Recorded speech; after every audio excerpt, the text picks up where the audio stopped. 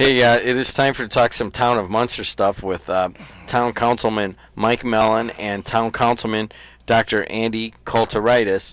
And I know you guys got some stuff to talk about, but I will comment on Centennial Park Golf Course. And I play in the Whiting Robertsdale League on Tuesday afternoons.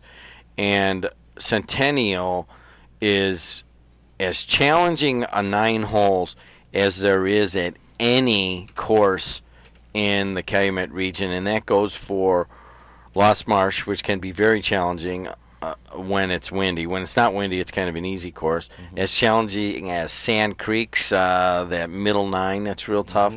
In other words, the way it's playing right now with all of that really thick grass everywhere, it's a really hard course and a really nice 9 holes right now. It's matured perfectly. There's a couple of shots that there's really no safe spot except right down the middle of the fairway. So it's, for some guys it's actually a little too tough. They have a problem with it because it is difficult and there's not a lot of room for error on some of your shots. Right now the only problem we're having with it is number 9, that final par 5 that you go back toward the clubhouse that runs along the bike path. Golfers and amateur golfers like you and me and so on and so forth, we all have a tendency to slice the ball.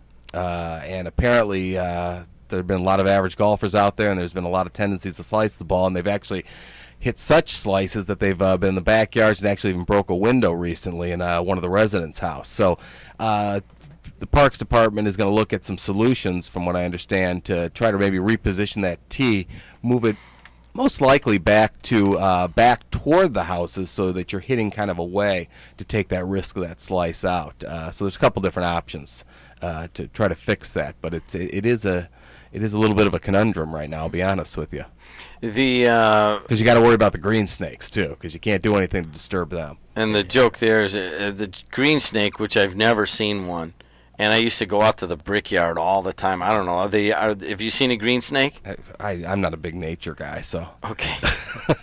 But they're there. They're there. Are they really? Sure, they're there. And they've hindered some of the development of some of the bike trail and so forth. Yeah. But speaking of that, I keep talking a lot about the bike trails around the Calumet region, but the bike trail now that goes through Centennial Park and kind of traverses Munster, they're working on I think they're finishing a little bridge out there. But other than that, I don't know as if a lot of, may say, non-Munster people have noticed this, but that bike trail will go along that Centennial Park golf course and go all the way out to Main Street. It's a beautiful stretch through there. Yes. Well, the next page is the connection from the bike path that basically kind of ends at Fisher and runs down Fisher, connecting that through behind the Lake Business Center to connect that to the Centennial Park bike path, and that's kind of the next phase. The Plan Commission just passed an ordinance that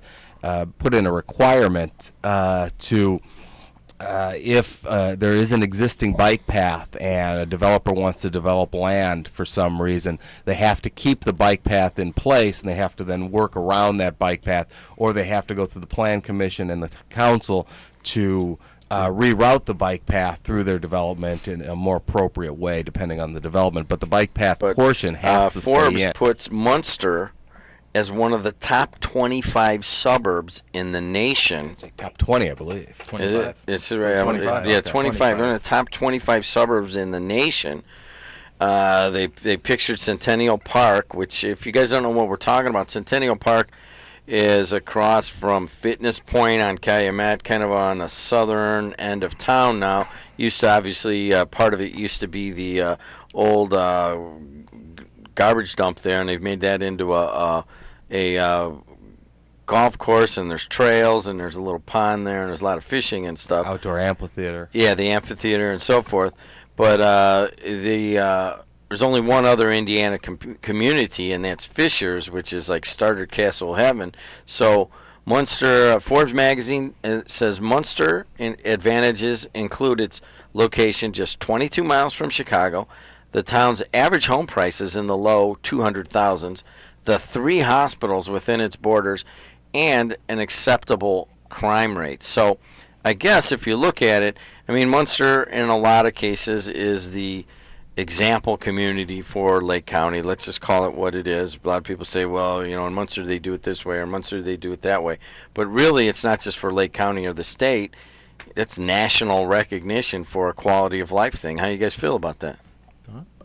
I was pretty impressed that, you know, we made the list. You know, I don't read Forbes that often, but when I actually came over the web and I actually got an alert on it, I was pretty impressed with it. And, you know, I've always said that for years, that, you know, I love living in Munster for that reason. You know, we've got great school systems, crime rate is usually low, the town knows how to take care of itself, and we're so close to Chicago that we can go in and have a good time in Chicago and still come back home if we wanted to. So it's you know, it's great to actually live in the town and actually get that kind of recognition.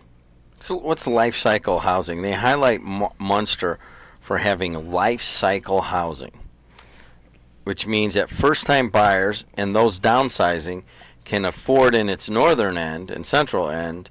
But then, of course, you have the southern end, which is, you know, a little more highfalutin. Yeah. The term life cycle housing is the concept is that you have housing that takes you through all cycles of your life. I mean, you live in a community with your parents.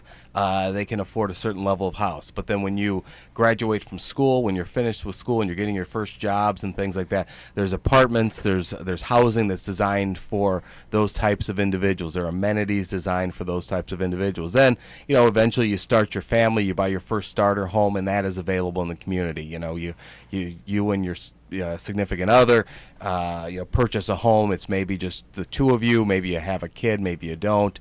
And then eventually, you know, you get to another level where you're very successful. You have the opportunity to buy a larger, you know, more established house. You know, you live in that for a period of time. But then you've also got the housing for retirement, where, you know, a lot of people, when they retire, the kids are moved out, things like that, they want to downgrade in the total square footage of their house. Even though they've amassed an incredible amount of stuff, they give that to their kids, and they downgrade into, you know, condominiums or smaller housing with less maintenance that's required. So the concept of life cycle housing is that there's housing available for all cycles of life.